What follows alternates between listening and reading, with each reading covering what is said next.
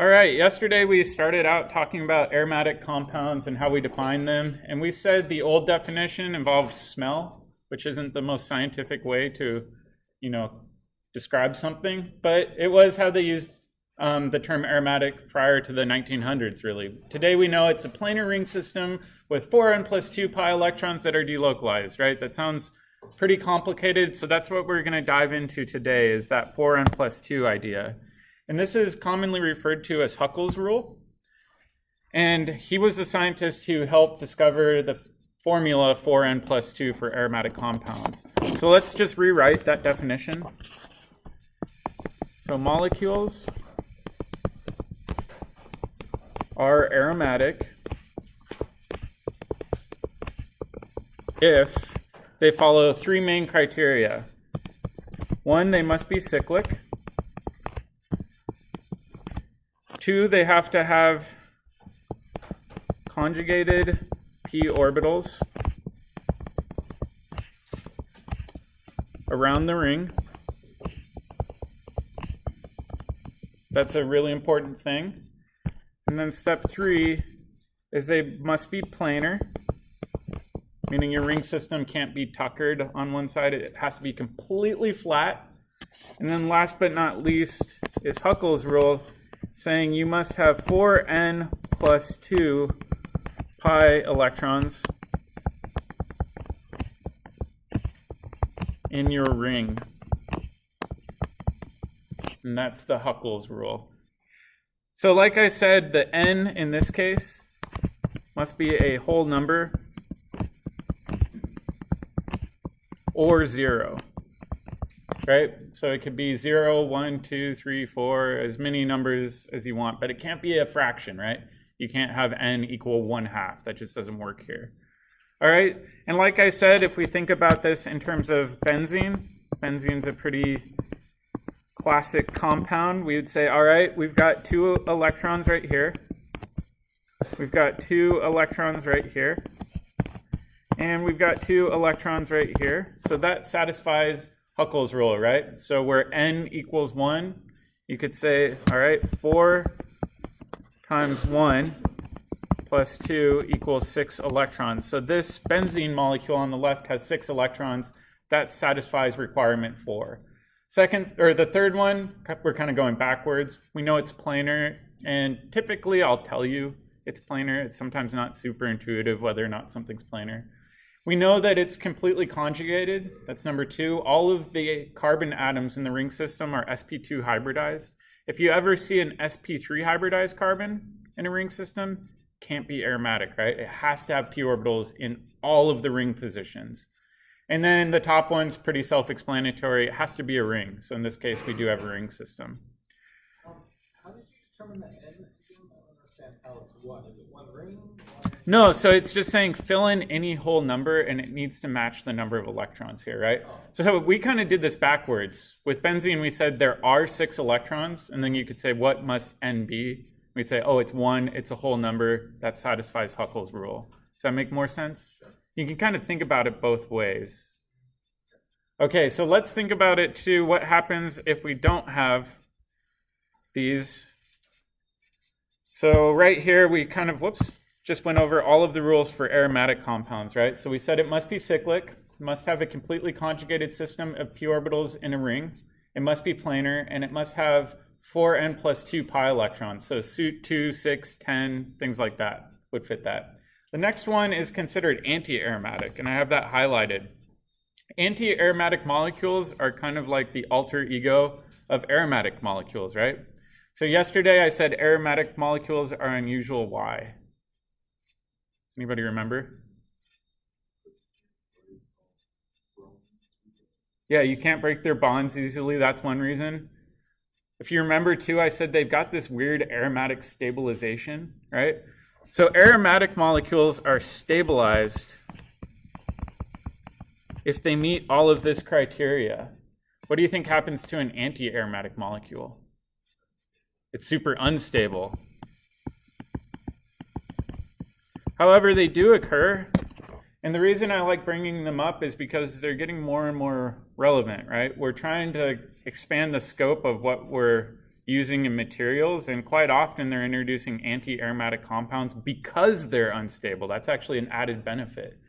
And then if you're thinking about molecules that are non-aromatic, they break one of those 4 rules, and so those ones are pretty easy to spot. The main difference between an aromatic molecule and an anti-aromatic molecule is instead of following a 4n+2 rule, you're instead following a 4n rule. So you don't have that extra 2 electrons. Does that make sense? All right, so what I've got for you guys is kind of a warm-up activity. This is pretty similar to what I might have on an exam, so this gives you a rough idea. And what I want you to do first is to count the number of pi electrons in the ring system. And I will tell you that all of these are planar, with the exception of F, which is this one over here. It actually adopts this funky tub shape. So that's cyclooctatetraene, and it adopts a tub shape, and then we'll go back and address why it adopts that shape. And then last but not least, determine whether or not it's aromatic, anti-aromatic, or non-aromatic in the last section. So I'll give you guys a minute to work on this. I gave you some clues up here as to the hybridization of some of those atoms. However, on an exam, I might not necessarily do that, so make sure you understand why it's sp3 or sp2, and talk with your neighbor if you're confused. So I'll give you guys a minute to work on this. All right, let's do this as a class really quick. So if we look at compound A, how many pi electrons must we have? 4, okay? All right, what about compound B? 6, right? If we think about the electrons on the very top, they're going to be in a p orbital. It's a little bit weird to think about, but that lone pair on the top of B must be in a p orbital if it's sp2, right? So 6 electrons for molecule B. All right, what about C? Must be 4. All right, what about D? It must have 4. All right, what about E? 6. And F? 8. All right, now we've got a lot of the hard work done, just the counting of electrons. We've got to determine whether or not the molecule is aromatic, anti-aromatic, or non-aromatic. So let's look at A. If we think about A, do you think it's going to be aromatic? And if no, why? Does anybody want to offer an explanation? No, because it's the 1/2. Yeah, exactly. If we do 4n+2 to equal 4, n would have to be a half number to solve that, right? So this one is no, it is not aromatic. Would it be anti-aromatic? Yes. So this one would be anti-aromatic because it satisfies all of the rules for aromaticity except that 4n+2 rule, right? All right, what about B? Yes. All right, B, yes, it would be aromatic. It's planar. It has 4n+2 pi electrons. It's cyclic. Seems to follow all of the rules, right? So this would be aromatic. Not too bad. What about C? Must be anti-aromatic, right? If we think about the top atom here, that upper carbon, is it sp2 hybridized? Yep, so it does have a p orbital. It's just a vacant, empty p orbital. So we've got p orbitals around the entire system in C. We just don't have enough electrons. So this would be anti-aromatic.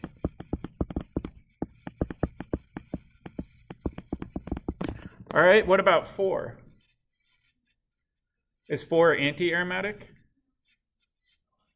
It's non-aromatic. It has an sp3 hybridized carbon. That immediately kills aromaticity. We violated one of the rules. It can't be aromatic or anti-aromatic.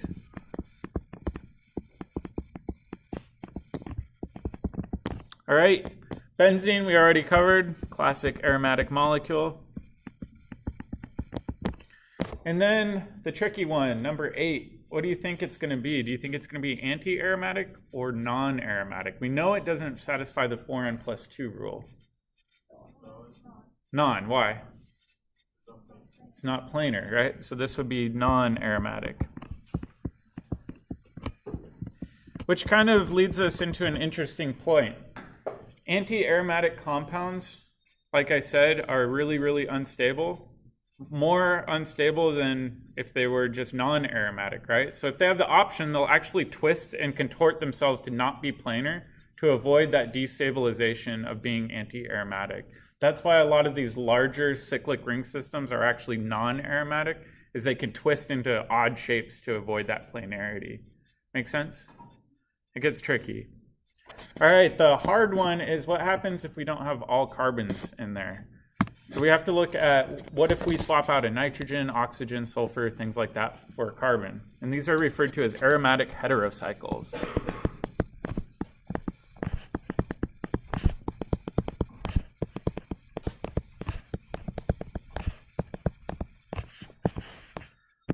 Basically, an aromatic heterocycle contains a non-carbon atom in the ring. And these do get a little bit tricky, so let's take a look at some examples. First one, we're going to take benzene and swap out a carbon with the nitrogen. Does anybody remember the name of this? Pyridine.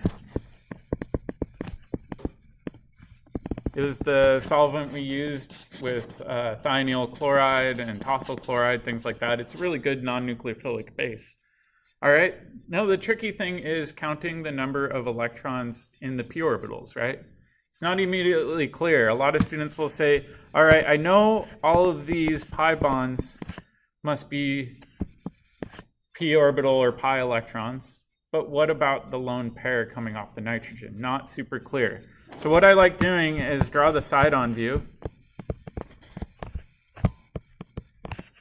Okay, so I've got carbon wedged to a front carbon like this, kind of like we did yesterday. Whoops, this should be a nitrogen. So can you guys kind of see that? I'm not going to draw the hydrogens just for clarity's sake. And just like I said yesterday, we know all of the atoms in this ring system must be sp2 hybridized, so they must all have these p orbitals coming up and down off of them. Like that, right? Makes sense? All right, so we know that there's a pi bond between one set, another set, and another set, right? So where do you think the lone pair on nitrogen is going? What space is it occupying? What orbital type? Yeah, it must be in an sp2 lobe, right? If we look at this nitrogen, the key thing to remember all the way back to first term is it has a steric number of 3, which means it must be sp2. So if we think about it, this nitrogen has an sp2 lobe kind of sticking out. And that sp2 lobe has the lone pair sticking in it, right? So they're actually sticking out away from the ring system. They're not aligned with the p orbitals, right? Whenever you see this, you can't count these towards the pi system.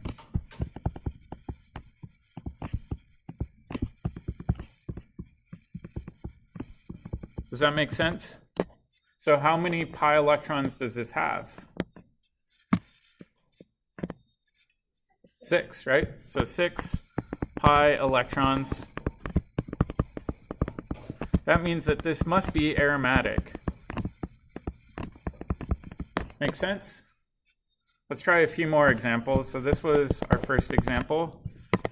Let's do another one.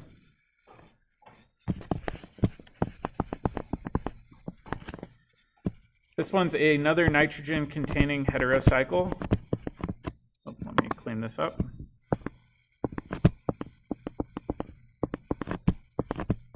This is called perol.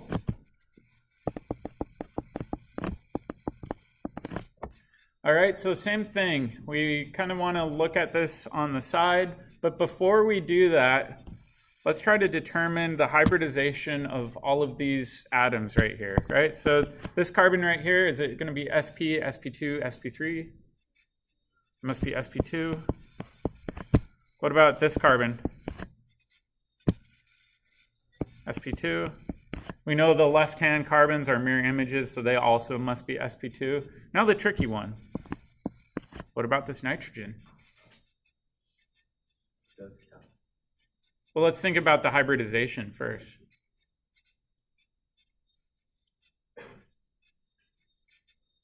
Oh, this is tricky. So do you guys remember back to first term where I said if a lone pair can delocalize, meaning you can do resonance, that can change the hybridization that appears, right?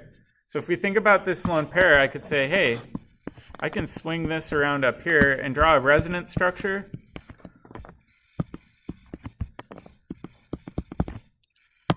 It looks kind of like this, where we've got a double bond right here. Lone pair right here, negative charge, and a positive charge. All right, now looking at that nitrogen, what's the hybridization for that nitrogen? Has to be sp2 in order for that resonance to occur, right? So let's go ahead and label that as sp2. Just going to erase this. This must be sp2.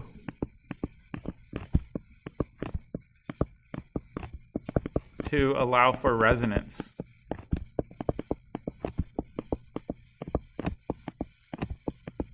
Okay, so same thing, let's do the side-on view. And I'm going to have a carbon going forward to a carbon, kind of going back to a nitrogen, going back to a carbon, carbon, like that. It's not the greatest picture, but you get the idea. We know all of these are sp2, so I'm going to draw the p orbitals that must be involved there.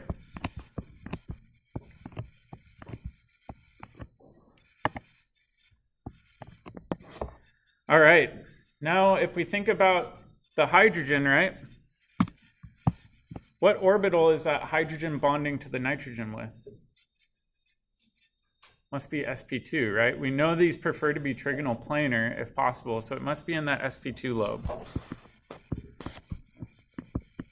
So we'd say bonded via sp2 lobe. All right, so where must the lone pair be? We know that these carbons have a pi bond, these ones have a pi bond. Where will the lone pair be based on the structure drawn on the left?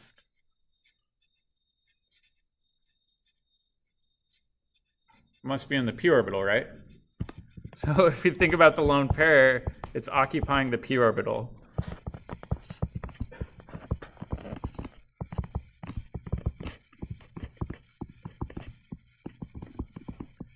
And again, this goes back to last term where I was saying in order to delocalize, you have to have those lone pairs in a p orbital for resonance to occur, right? So now when we go back, we can say, all right, how many pi electrons must we have? We must have 6, right? Because the lone pair is 2. 6 pi electrons. I'm going to have to go back to the math class for counting. I don't know which math that is here. All right, let's do another one. This one's going to be harder.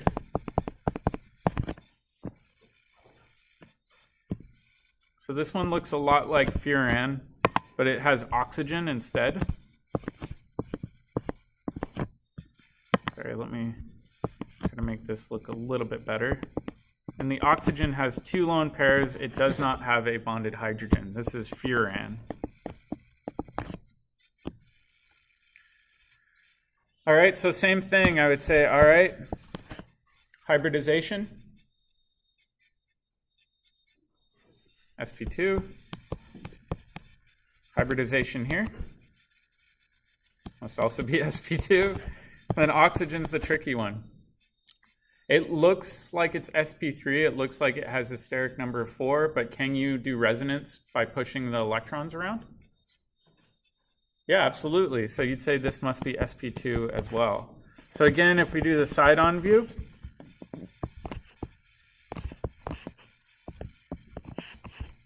this is our oxygen. We've got 2 carbons back here. Move this one over.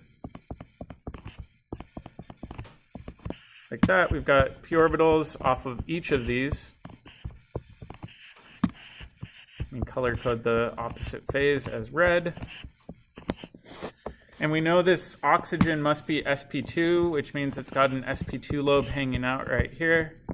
And now we need to fill in the electrons, right? We know we've got 2 carbon-carbon double bonds, so I'll go ahead and show those. That's one set, another set. And then the oxygen has 2 lone pairs. One of the lone pairs can fit in the sp2 lobe. Where must the other lone pair be? Must be in the blue p orbital. So I'm actually going to blow this up a little bit, make it bigger.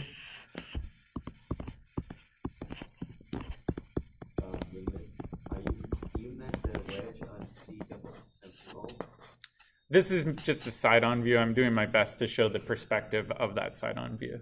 Yeah. All right, so if we think about this, one lone pair is in an sp2 lobe. The other one must be in a p orbital, right? So how many pi electrons must we have? 6. So 6 pi electrons. It's aromatic. So the main thing to remember is you have to assess kind of that side-on view and the hybridization and determine whether or not a lone pair truly will be counted, or whether it won't be counted, or whether or not half of them will be counted and not the other half. It's not super easy when you're first doing it. All right, do you guys want to try some hard ones? All right, let's try some hard ones.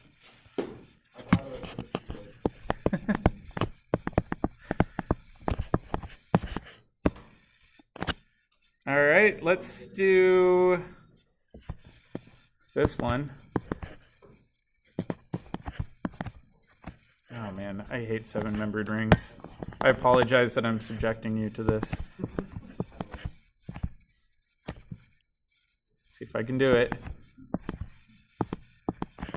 I was born to draw hexagons and nothing else. This is embarrassing how long it's taking. There we go. 7-membered ring with the ketone on top. Is this aromatic?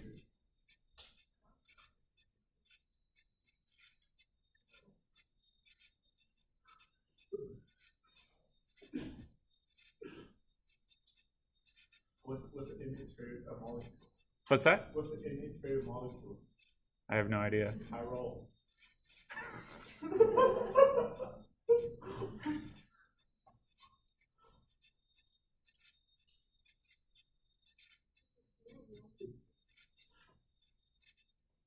After we're done recording, I'll show you an even funnier one. Oh, okay. All right, do you guys think this is aromatic? Give you guys a hint. Let's draw the resonance structure. I'm going to knock this pi electron up, force myself to redraw a 7-membered ring, which is one of my least favorite things. We'd have an oxygen single bond to a carbon now. That oxygen must have a negative charge. And if we think about the carbon underneath, it must be positive, right? All right, so that's a valid resonance structure for this compound. All right, if we look at all of the atoms in the ring system, are they all sp2 hybridized? What do you guys think? Yeah.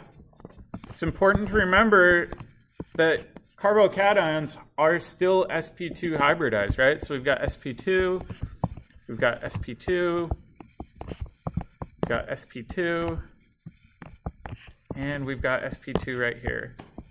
So all of the carbon atoms in this ring system are sp2 hybridized. All right, do we have 4n plus 2 pi electrons? What do you guys think? Looks like we have 6 pi electrons. Oops.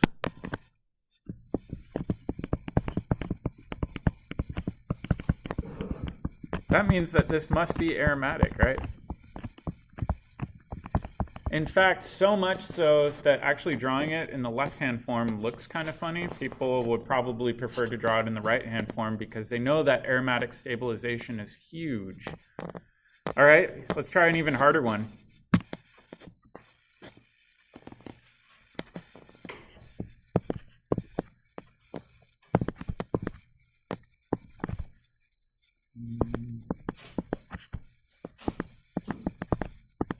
nitrogen has a lone pair. This nitrogen has a lone pair. This is histamine, involved in your immune response, right? So if you take an antihistamine, it's for allergies, right? All right, now the question is whether or not the ring system is aromatic or not. So I'll give you guys a minute to do this, but then the question is, are the lone pairs counted? Are both of them counted? Is one of them counted? Which one would be counted? Which one wouldn't be counted? It's not super easy to look at, but focus on the ring system itself. All right, you guys ready to do this as a group? So let's go through and identify whether or not the various atoms are sp2 or sp3 hybridized. So for example, this carbon right here, what would that be? Must be sp2. We'll do the carbons first because they're easy. This next one must be sp2. I'm going to skip the nitrogens for now. Do this carbon, sp2. All right, let's think about this one, this nitrogen. What must it be? sp2, because we can actually push those electrons around with resonance, right? In order to do that, it must be sp2. All right, what about this nitrogen? Can you push those lone pairs around with resonance arrow pushing? No. No, not at all. So if we look at that one, those lone pairs aren't resonance delocalized. Okay, so knowing that, what must it be then? It's aromatic. Well, no, is it sp, sp2, sp3? Oh. What do you guys think? It must be sp2, right? Still has a steric number of 3, but its lone pair can't delocalize.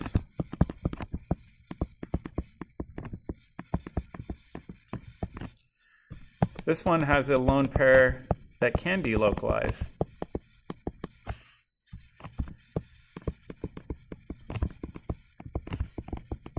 Oh.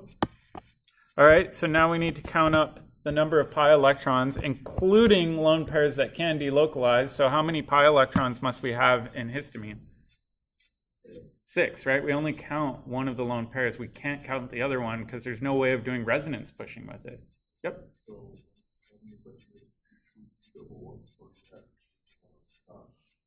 So what you can do is try doing resonance arrow pushing, and if your resulting resonance structure isn't valid, you know you can't delocalize those electrons. That's a really simple trick, right? So for example, if I tried to do something like that, you could try to do it, but you'd form a Texas carbon, right?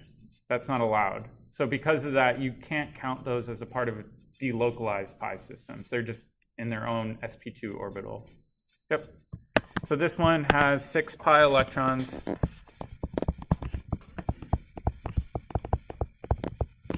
Therefore, it is aromatic. And the key takeaway with this is you don't count these lone pairs.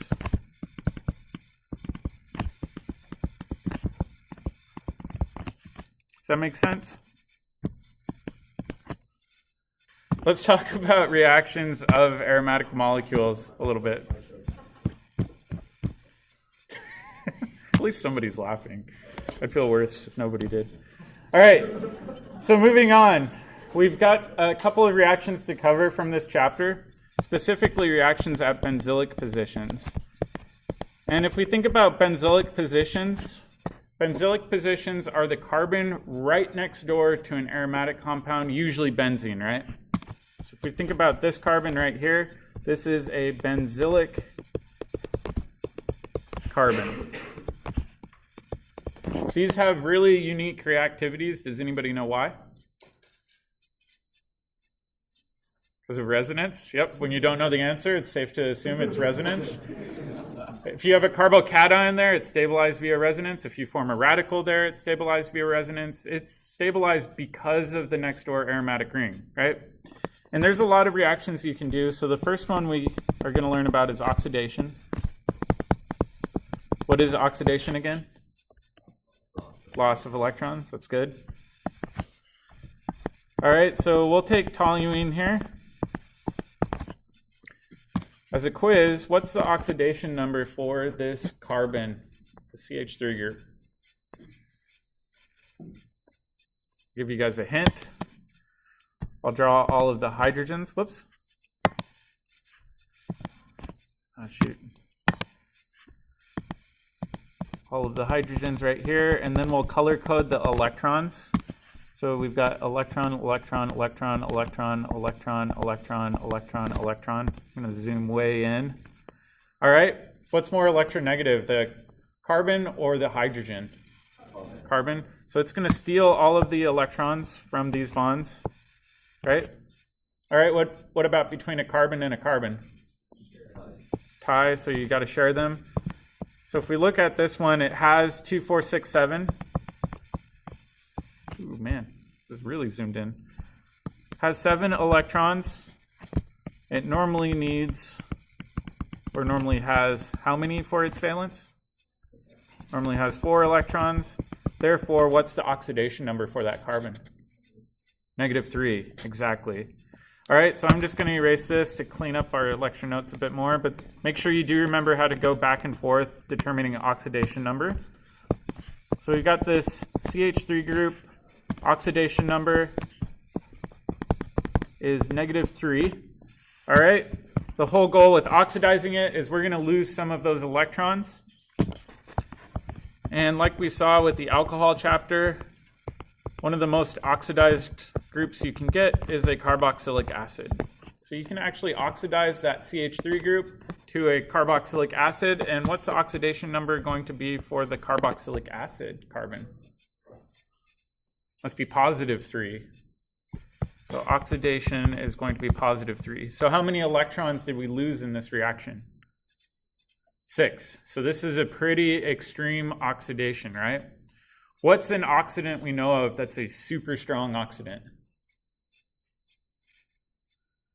We covered this with alcohols. How do we make carboxylic acids with alcohols?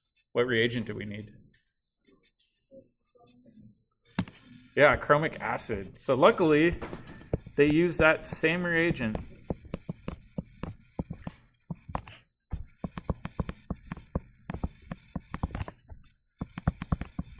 You need to use a really strong oxidizer to accomplish a benzylic oxidation, similar to oxidizing an alcohol to a carboxylic acid. Alternatively, you can do the same reaction using an alternate oxidizer. KMnO4, whoops. Potassium permanganate, water, and heat. And then H3O plus in the second step to ensure that your carboxylic acid is protonated. One of my lab mates in grad school was doing this reaction.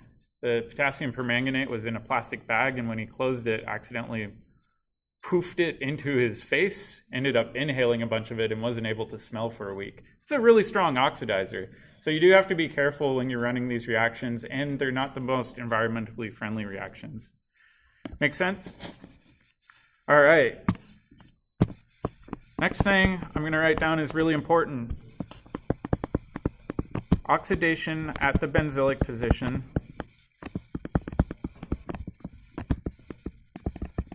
can only occur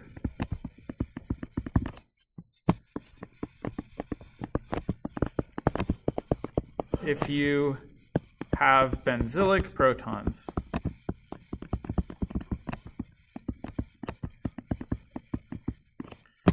Do you guys remember when we talked about alcohols?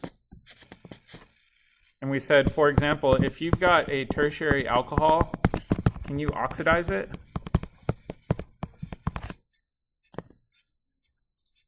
No.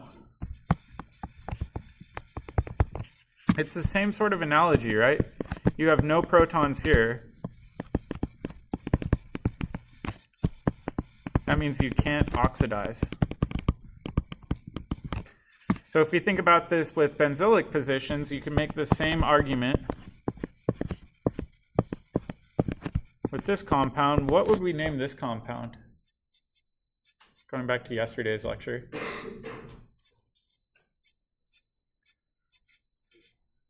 That's a tert-butyl group. The parent must be benzene, so it'd be tert-butyl benzene, right? If we look at the benzylic position, it also has no protons. Oop. That means it can't oxidize. This is really important to remember with benzylic oxidations for both alcohols and benzylic carbons is you must have protons in that position. However, I'll show you something kind of crazy with this reaction that's somewhat useful.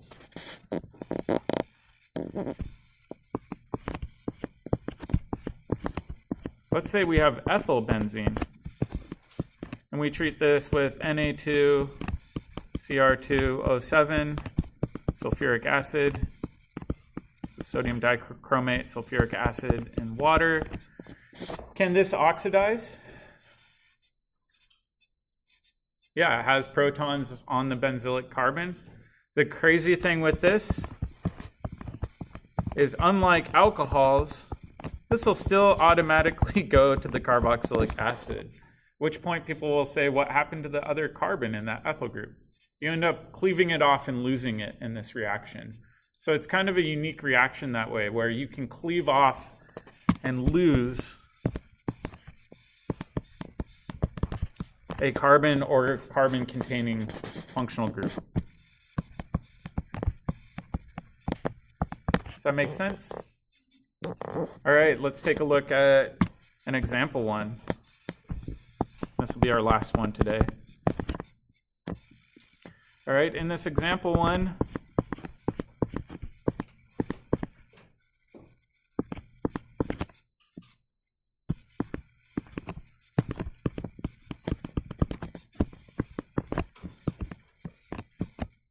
we're going to treat this compound with chromic acid.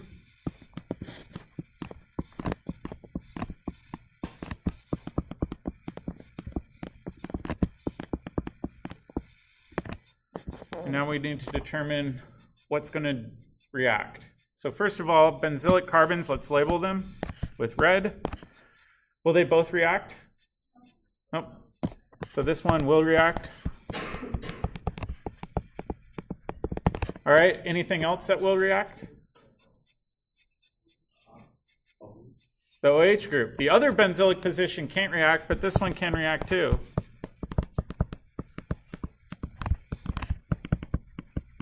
Okay, so let's try to predict what the compound will look like after the oxidation. This top position, like I said, doesn't matter what's on it. If you have benzylic protons, it'll oxidize that to a benzoic acid derivative. The second benzylic position is going to be untouched. And then what about the alcohol? What will that turn into? Carboxylic acid, because it's a strong oxidant. So this is kind of a hodgepodge of benzylic chemistry and alcohol oxidation chemistry. So be aware that it can do either or both, depending on what your starting material is. Make sense? All right, that's where we'll stop today. The synthesis problem on the pod is a little bit tricky, so I would recommend working in a small group on it and see if you can kind of work backwards and determine which would be the best approach for doing that synthesis.